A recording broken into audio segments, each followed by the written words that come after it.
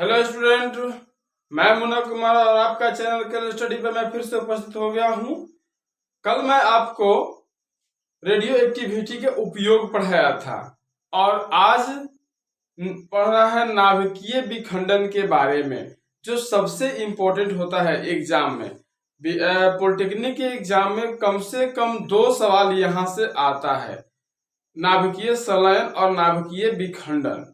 ठीक है, तो यहां से 2 सवाल किसी भी तरह से आता है। ठीक है, तो आपको बस थोड़ी सी ध्यान रखनी है और ये सवाल आपने हल कर दो एग्जाम में। ठीक है, तो बस आइए शुरू करते हैं। शुरू करने से पहले आपसे एक ही चीज रिक्वेस्ट करता हूं हर बार, अगर आप चैनल पे नए हैं तो चैनल को सब्सक्राइब करिए और बच्चों के पास शेयर करिए और वीडियो को लाइक ना करना भूले। ठीक है, तो आइए, नाभिकीय विखंडन क्या है? तो कह रहा है वह प्रक्रिया जिसमें एक भारी नाभिक 2 असमान नाभिकों में टूट जाता है तथा अपार ऊर्जा उत्पन्न करता है, उसे हम नाभिकीय विखंडन कहते हैं। कह रहा है कि एक वह प्रक्रिया जिसमें एक भारी नाभिक, एक बहुत बड़ा नाभिक होता है और वह नाभिक टूटकर 2 नाभिकों में टूट जाता है और वो अपार ऊर्जा उत्पन्न करता है, जिससे हम कहते हैं नाभिकीय विखंडन कहते हैं। देखिए, मान लीजिए कि यहाँ पे एक चीज, यहाँ पे कोई न्यूट्रॉन्स है। ठीक है, न्यूट्रॉन्स है जिसके मतलब यहाँ पे चार्ज 0 है, द्रव्यमान 1 है। तो यहाँ से उसने इस तरह का प्राकृतिक यूरेनियम को उत्पन्न किया। ठीक है, U92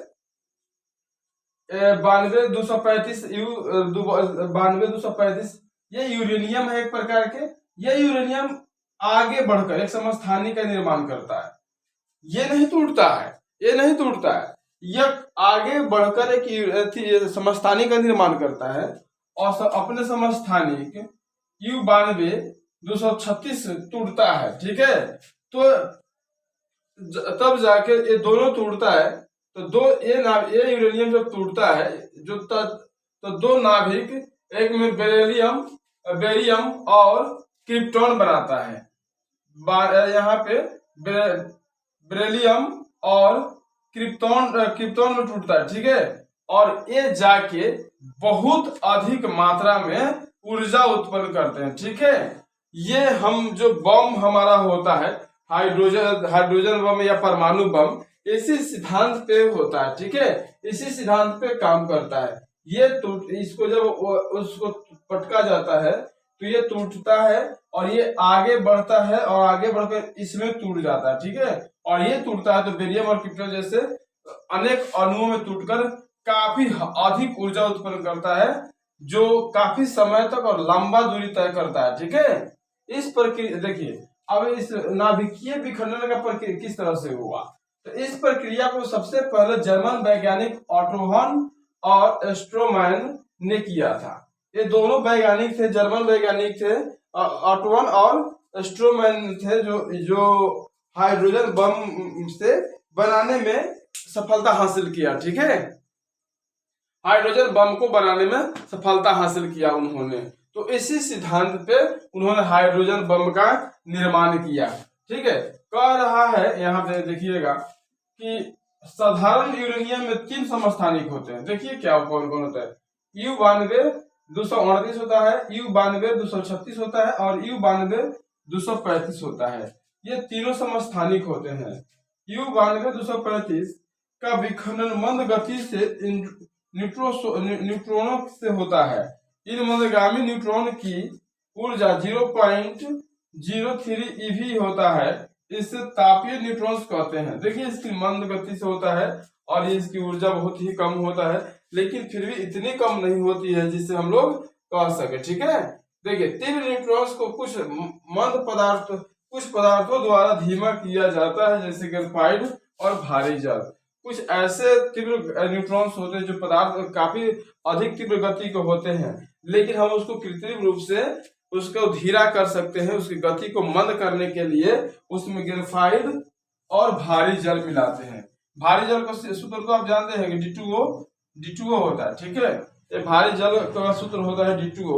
इसका इस्तेमाल करके रेडियो एक्टिव पदार्थों को रिएक्टर स्केल में इसका प्रयोग करते हैं, जिससे उसकी गति को मंद किया जा सकता है। किसकी गति को मंद किया जा सकता है? तो नाभिकीय विखंडन की गति को मंद किया जा सकता है ये भारी जल के मिश्रण से। ठीक है, आप देख रहे हो ना, या देखो अब कह रहा है विखंडन से उत्सर्जित न्यूट्रॉन बहुत तेजी तथा धीमी होने से पूर्व अधिक दूरी तक पलायन करता है। कहने का मतलब जैसे विखंडन होता है, परमाणु बम को पटका जाता है, गिराया जाता है, तो ये बहुत तेजी से उत्सर्जित होता है। ठीक है, इसके कण बहुत तेजी से आगे की ओर बढ़ता है। जब तक धीरा होता है तब तक वह काफी दूरी तक पलायन कर चुका होता है और इसके न्यूट्रॉन्स में काफी ज्यादा ऊर्जा होता है। ठीक है, आइए देखते हैं।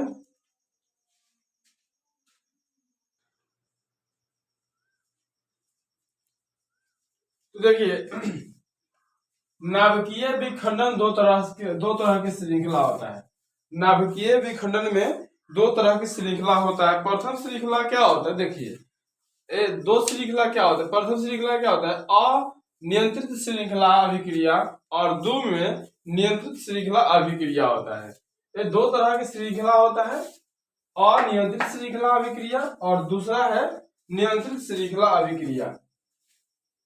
हम दोनों के बारे में बात करेंगे। ठीक है, यहाँ पहले हम लिख लेते हैं अनियंत्रित श्रृंखला अभिक्रिया क्या है। देखिए, तो वैसा विखंडन जिसमें प्रत्येक परमाणु के विखंडन से उत्पन्न न्यूट्रॉनों में से औसतन एक से अधिक न्यूट्रॉन आगे विखंडन करते हैं, जिससे विखंडनों की संख्या बहुत अधिक शीघ्रता से अधिक से अधिक बढ़ती है। ठीक है, अतः यह अभिक्रिया अत्यंत तीव्र गति से होता है तथा बहुत ही कम समय में संपूर्ण पदार्थों का विखंडन हो जाता है, जिससे अत्यंत विशाल मात्रा में ऊर्जा उत्पन्न होता है और कुछ ही सेकेंड में प्रचंड विस्फोट का रूप ले लेता है और परमाणु बम में यही अभिक्रिया होता है। अब बात कर लेते हैं परमाणु बम की। अब पहले सुनिए, ये अनियंत्रित अभिक्रिया क्या है, श्रृंखला अभिक्रिया क्या है। तो ये वैसा अभिक्रिया है जो अगर ये से जैसे हम हाइड्रोजन बम को गिराते हैं, हाइड्रोजन बम जैसे गिराया जाता है, तो गिरने के बाद कुछ इसके कण जो परमाणु कण जो होते हैं टूटते हैं, विखंडित हो जाता है और बहुत ही कुछ ही सेकेंड में, बहुत ही कम माइनर सेकेंड में यह कण काफी दूरी तक फैल जाता है और ये टूट कर एक दूसरे से अभिक्रिया करने लगता है। बहुत ही तेजी से इसकी मतलब गति होती है। ठीक है, और इसमें अत्यंत ऊर्जा होता है। सपोज करिए कि अगर हम 1000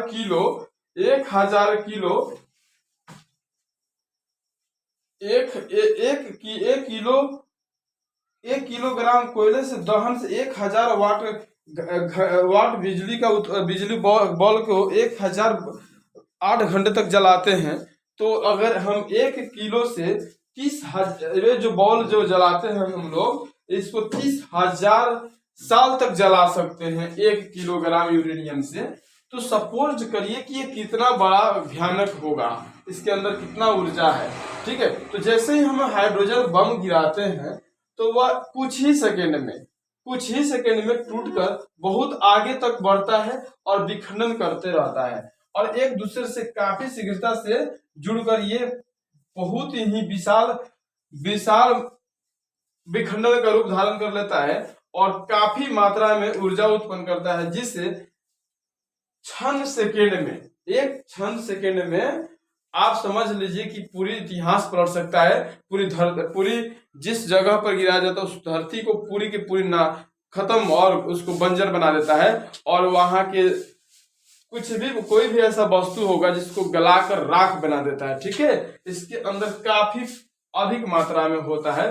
तो हाइड्रोजन बम्स या परमाणु बम के अंदर क्या होता है? नाभिकीय विखंडन होता है। जब उसको हम गिराते हैं तो ये आगे टूटता है, 2 भागों में टूटता है और ये टूटकर एक काफी बड़ा श्रृंखला के निर्माण करता है, जिससे काफी मात्रा में ऊर्जा उत्पन्न होता है और कुछ ही सेकंड में वो क्या होता है? बहुत ही प्रचंड विस्फोट धमाके का रूप धारण कर लेता है, जिससे पूरी वहां का इतिहास बदल जाता है और पूरे लोग राख बन जाते हैं, पूरी धरती वहां का राख बन जाता है। जैसे परमाणु बम ही गिराया गया था नागासाकी और हिरोशिमा और नागासाकी पर 5 अगस्त 1945 को हिरोशिमा पर और 9 अगस्त 1945 को कहाँ नागासाकी पे 2 बम गिराया गया था, जो काफी मात्रा में ऊर्जा उत्पन्न किया था, जिसका इतिहास आज भी याद वहां के रखता है। जापान के हिरोशिमा और नागासाकी जो शहर है, इतने बड़े टेक्नोलॉजी वाले देश को उभरने में अभी तक उसकी प्रभाव वहां पे देखा जाता है। तो बात सोच लीजिए कि इसकी प्रभाव अगर आम देशों पर पड़ता है तो कितनी असर करेगा। तो यही होता है हाइड्रोजन बम, जो नाभिकीय विखंडन पर आधारित होता है। हाइड्रोजन बम कहिए या फिर परमाणु बम कहिए, किस पे आधारित होता है? नाभिकीय विखंडन पे होता है। और एक बात और, ये नाभिकीय विखंडन कब होता है पूछ देता है कभी कभी एग्जाम में। तो नाभिकीय विखंडन तब होता है जब उसको हम धरती पे गिराते हैं, पटकते हैं और टूटता है, टूटकर एक विशाल मात्रा में ऊर्जा उत्पन्न करता है, तब ऐसी घटना को हम नाभिकीय विखंडन कहते हैं। ठीक है, अब बात कर लेते हैं श्रृंखला और नियंत्रित श्रृंखला अभिक्रिया। यह अभिक्रिया नाभिकीय रिएक्टर में होता है। नाभिकीय रिएक्टर जैसे हम लोग बैठाए हुए रहते हैं, अपने देश में नाभिकीय रिएक्टर है। जैसे अपने देश में कई गो नाभिकीय रिएक्टर है, तारापुर है, राणा प्रताप सागर है, कलपकम है, नौरा है, ककरापारा है और कैगा, ये सब हमारा नाभिकीय रिएक्टर है, जहां परमाणु भट्ठी इसको बोल सकते हो आप। नाभिकीय रिएक्टर अर्थात परमाणु भट्ठी बोल सकते हो। यहाँ जो नाभिकीय रिएक्टर है, यह उष्मीय ऊर्जा के नियंत्रित मात्रा उत्पन्न करती है। यह हमारे आवश्यकता अनुसार जितना हमें आवश्यकता होती है उतना परमाणु ऊर्जा उत्पन्न करती है। यह अभिक्रिया लाभदायक होता है। क्या होता है बाबू? यह अभिक्रिया लाभदायक कार्यों में उपयोग किया जाता है तथा नाभिकीय तथा परमाणु भट्ठी में उत्पन्न ऊर्जा का उपयोग विद्युत उत्पादन में किया जाता है। श्रृंखला अभिक्रिया से जो हम लोग ऊर्जा उत्पन्न करते हैं, यह ऊर्जा हमारा क्या होता है? लाभदायक होता है और इसका उपयोग हम विद्युत उत्पादन में करते हैं। विद्युत उत्पादन करने के लिए जैसे हमारा तारापुर है, नौरा है, कलपकम है, ये जो परमाणु है, परमाणु भट्ठी जो है हमारा, यहाँ से हम लोग बिजली उत्पादन में इसका उपयोग करते हैं। भारत में 3% से अधिक नाभिकीय विखंडन से ऊर्जा प्राप्त किया जाता है। 3%, ठीक है। भारत भी इसमें पीछा नहीं है, भारत भी 3% नाभिकीय विखंडन से ऊर्जा प्राप्त करता है। अब यहाँ पे सबसे इंपॉर्टेंट था अनियंत्रित श्रृंखला अभिक्रिया। यह अभिक्रिया हाइड्रोजन बम जब गिराया जाता है तब होता है, उनके अणु टूटकर उनके नाभिक में विखंडन होता है और वह टूट के काफी दूरी तक फैलता है और एक विशाल मात्रा में ऊर्जा उत्पन्न करते हैं, जो पृथ्वी को खाने के क्रम में मतलब समझ लीजिए निगल सकता है। ये पृथ्वी को इतनी अधिक ऊर्जा उत्पन्न करता है। तो यह समझ लीजिए कि अनियंत्रित केवल हाइड्रोजन बम जैसे पदार्थों में रहता है, जो वह टूटता है तो काफी विशाल मात्रा में ऊर्जा उत्पन्न किया जाता है। तो बमबारी में इसका उपयोग हम कर सकते हैं। ठीक है, नाभिकीय विखंडन का। ओके,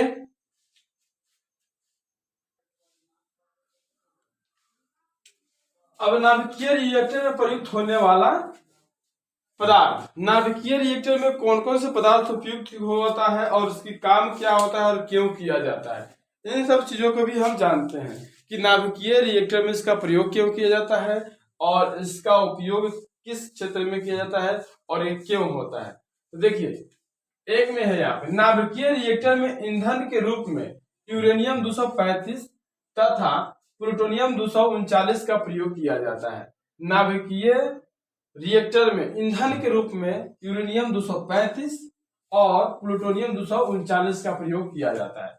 अब ईंधन यानी कि कोई भी पदार्थ ईंधन मतलब जलने वाला पदार्थ जो ऊर्जा उत्पन्न कर सकता है। तो ऊर्जा उत्पन्न करने के लिए हमें दो चीजों का उपयोग करते हैं, यूरेनियम 235 और प्लूटोनियम 239 का उपयोग करते हैं। चलिए, दूसरा में क्या है? भारी जल तथा ग्रेफाइट का प्रयोग मंदन के रूप में किया जाता है। अगर हमें किसी भी तरह से ऊर्जा अधिक उत्पन्न हो रहा है तो उसमें ग्रेफाइट और भारी जल और ग्रेफाइट का उपयोग उसको गति को मंद करने के लिए किया जाता है। ठीक है, उसकी गति को मंद करने के लिए किया जाता है। ठीक है, तीसरा में आ जाइए। यहाँ तीसरा है कि कैडमियम तथा बोरान के क्षण न्यूट्रॉन को अवशोषित कर लेती है तथा विखंडन को नियंत्रित करता है। अगर उससे थोड़ा अधिक मात्रा में न्यूट्रॉन्स उत्पन्न हो रहा है या न्यूट्रॉन्स उत्पन्न हो रहा है तो कैडमियम तथा बोरॉन का जो क्षण होता है वो उसको अवशोषित कर लेता है और विखंडन का जो अनियंत्रित होने से बचा लेता है और उसको नियंत्रित करती है। क्या करती है? नियंत्रित करती है। चलिए चौथा नंबर देखिए, द्रवित सोडियम में धातु का प्रयोग शीतलन के रूप में किया जाता है। द्रवित सोडियम धातु का प्रयोग शीतलन के रूप में किया जाता है, यानी कि उसको ठंडा करने के, कूलिंग करने के रूप में द्रवित सोडियम का उपयोग किया जाता है रिएक्टर स्केल में। ठीक है, चलिए देखिए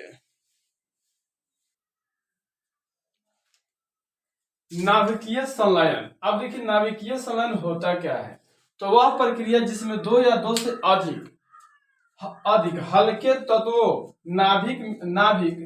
तत्वों के नाभिक परस्पर सहयोग करके भारी नाभिक का निर्माण करता है, उसे हम नाभिकीय संलयन कहते हैं। अर्थात कहने का मतलब हुआ कि नाभिकीय संलयन में जब दो तत्वों के छोटा छोटा पदार्थ जो होता है, छोटा छोटा तत्वों के नाभिक होता है, उसको संलयन करके एक बड़े नाभिक का जब निर्माण करते हैं तब उस प्रक्रिया को हम नाभिकीय संलयन कहते हैं। ठीक है, देखिए फिर से समझिए, वह प्रक्रिया जिसमें दो या दो से अधिक हल्के तत्वों के नाभिक परस्पर सहयोग करके नाभिक का निर्माण करता है, उसे हम नाभिकीय संलयन कहते हैं। समझ में आ गया होगा कि कह रहा है कि जब दो तत्व होता है, उसके नाभिक छोटे छोटे तत्व होते हैं, जिसके एक नाभिक और उसका एक नाभिक दोनों मिलकर एक बड़े नाभिक का निर्माण करता है, तब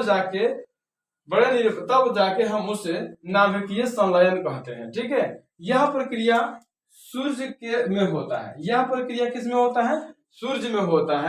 सूर्य से जो हमें ऊर्जा प्राप्त होता है नाभिकीय संलयन के द्वारा होता है। ठीक है, तो यह मतलब प्रक्रिया सूर्य के अंदर होता है। ठीक है, अब सूर्य जो हमारा ऊर्जा देता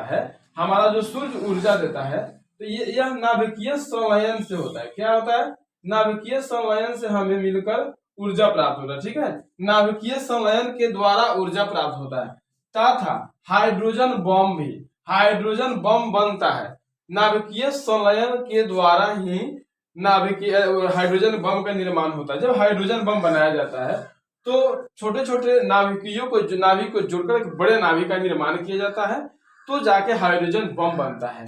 जब उसी को हम पटकते हैं, कहीं गिराते हैं, तो उसके अणु टूटकर एक बहुत बड़ा मात्रा में, विशाल मात्रा में ऊर्जा उत्पन्न करते हैं, उसे हम नाभिकीय विखंडन कहते हैं। लेकिन हाइड्रोजन बम बनता किससे है? नाभिकीय संलयन के उपयोग से। हमें दिमाग पर रखनी है कि जब हाइड्रोजन बम जो बनता है वह किसके आधार पर बनता है? तो नाभिकीय संलयन के हिसाब से बनता है। नाभिकीय संलयन की प्रक्रिया पर आधारित होता है, तब जाके हाइड्रोजन बम बनता है। लेकिन जब उसके हम गिराते हैं और उससे जो एनर्जी उत्पन्न होता है, यह एनर्जी हमारे विखंडन से प्राप्त होता है, नाभिकीय विखंडन से। तो हाइड्रोजन बम बनता कैसे है? नाभिकीय संलयन से, लेकिन ऊर्जा उससे प्राप्त होता है नाभिकीय विखंडन से। ठीक है, और हमारा सूर्य किससे बनता है? हमारा सूर्य ऊर्जा उत्पन्न कैसे करता है? तो नाभिकीय संलयन से हमारा सूर्य हमें ऊर्जा देता है। ठीक है, क्लियर? आगे देखिए, यहाँ पे देखिए एक हाइड्रोजन है और यहाँ पे एक हाइड्रोजन, ये दोनों अभिक्रिया करके एक हीलियम जैसे अणु का निर्माण किया, जिसमें ऊर्जा के रूप में 17.6 MeV होता है। ठीक है, यह काफी मात्रा में ऊर्जा उत्पन्न करता है। जब अगर ऊर्जा या अभिक्रिया करने के लिए इतना ऊर्जा इसको हमें देना पड़ता है। देखिए, ऊर्जा उत्पन्न हमें नाभिकीय संलयन कराने के लिए भी हमें काफी मात्रा में ऊर्जा देना पड़ता है। ठीक है, यहाँ जैसे देखिए यहाँ पे कह रहा है जिस उच्च ताप पर नाभिकीय संलयन अभिक्रिया होती है, मतलब जिस ताप पे नाभिकीय संलयन हुआ है, तो जिस उच्च ताप पर नाभिकीय संलयन होता है उस ताप पर परमाणु के सभी इलेक्ट्रॉन अपने अपने परमाणुओं से अलग हो जाते हैं तथा मुक्त इलेक्ट्रॉन के और इलेक्ट्रॉन का मिश्रण शेष रहता है, जिसे हम प्लाज्मा कहते हैं। मतलब एक ऐसा अवस्था आता है जिस अवस्था में काफी मात्रा में ऊर्जा होती है, उस ऊर्जा की अवस्था को हम प्लाज्मा अवस्था कहते हैं। ठीक है, यहाँ देखिए, नाभिकीय संलयन की क्रिया के लिए अत्यंत उच्च दाब एवं ताप की आवश्यकता होती है। किसी भी नाभिक को जोड़ने के लिए, मान लीजिए इस नाभिक को इस नाभिक से जोड़ना है तो काफी मात्रा में उसको ऊर्जा देना पड़ता है। देखिए, कोई भी आदमी नहीं जुड़ना चाहता है जब तक उसको डरवाइएगा नहीं। जैसे भारत का ही समझ लीजिए, भारत एक को अलग अलग राज्यों में टुकड़े टुकड़े में बटा हुआ था, तो सरदार वल्लभ भाई पटेल ने ताकत और समझदारी और बल जैसे चीजों का प्रयोग करके एक राज्य का निर्माण किए, तब जाके एक हमारा भारत का निर्माण हुआ। उसी तरह से कोई भी इलेक्ट्रॉन के नाभिक दूसरे इलेक्ट्रॉन के नाभिक से नहीं जुड़ना चाहता है, तो उसको जोड़ने के लिए क्या किया जाता है, काफी मात्रा में ऊर्जा दिया जाता है। जब काफी मात्रा में ऊर्जा देते हैं तो वह इलेक्ट्रॉन के नाभिक एक दूसरे से जुड़ जाता है और एक बड़े नाभिक का निर्माण करता है। तो हमें ताप तथा दाब दोनों देना पड़ता है, तब जाके एक बड़े नाभिक का निर्माण होता है, जो हमें भविष्य में हाइड्रोजन बम जैसे चीज ईंधन के रूप में देता है, या सूर्य से प्राप्त ऊर्जा होता है हमारा। ठीक है, तो हमें नाभिक को जोड़ने के लिए क्या करना पड़ता है, उच्च दाब तथा उच्च ताप की आवश्यकता होती है, तब जाके एक नाभिक दूसरे नाभिक से जुड़कर हाइड्रोजन बम बनाता है। ठीक है, यहाँ देखिए बाबू, अब बात कर लेते हैं यहाँ पे। सूर्य प्रति सेकेंड 26 जूल ऊर्जा उत्सर्जित करता है। हर सेकेंड 10 के पावर 26 जूल हमारा सूर्य जो है 10 के पावर इतनी विशाल मात्रा है, एक सेकेंड में देता है बाबू। देख लीजिए, एक सेकेंड में 10 के पावर 26 जूल ऊर्जा उत्पन्न करता है हमारा सूर्य। ठीक है, और इसी वजह से सूर्य का द्रव्यमान 10 के पावर 9 kg पर सेकेंड के दर से कम हो रहा है। अर्थात हमारा सूर्य को जो द्रव्यमान कम हो रहा है वो कैसे कम हो रहा है कि सूर्य का द्रव्यमान 10 के पावर 9 kg पर सेकेंड, यानी कि एक सेकेंड में 10 के पावर 9 kg ऊर्जा का उसका ह्रास हो रहा है, कम हो रहा है हमारा सूर्य। ठीक है, इसीलिए अनुमान लगाया गया है कि कुछ बिलियन वर्ष में हमारा सूर्य का क्या हो जाएगा, अंत हो जाएगा। ठीक है, यह एक अनुमान है, बाकी बात है आगे की। ठीक है, तो इस तरह से हमने देखा नाभिकीय संलयन के बारे में। अब इसके कुछ उपयोग हैं, उसको देख लेते हैं।